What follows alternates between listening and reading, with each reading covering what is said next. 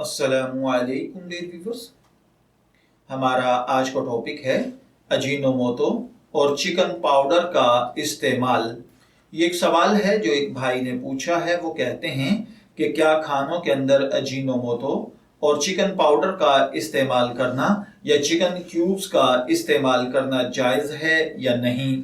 तो देखिए भाइयों और बहनों, याद रखिए अजीनोमोटो या अजीनोमोटो के मुताल्लिक़ मुस्तनद हलाल तस्दीकी इदारों की तहकीक पर एतमाद किया जाना चाहिए।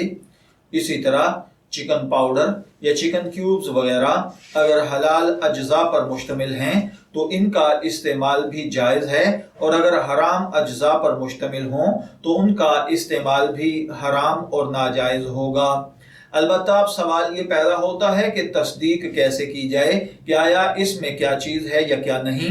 तो इसके लिए याद रखिए जो भी ऐसी प्रोडक्ट्स होती हैं उनके ऊपर लिखा होता है कि इसके अंदर कौन कौन से अज्जा शामिल हैं, और साथ में फिर अक्सर इदारे जो कि हलाल तस्दीक नामा देते हैं, यानी ऐसा तस्दीकी इदारा जो कि इन प्रोडक्ट्स में इस्तेमाल होने वाले अज्जा को जानता है, इन पर रिसर्च करता है, उनसे रुजू करना चाहिए, या उनका सर्टिफिकेट अगर उन अशिया के साथ मौजूद हो तो उसी पर एतमाद करना चाहिए। अगर वो इदारे इनको हलाल कहें तो ये हलाल हैं, अगर हराम कहें तो हराम हैं।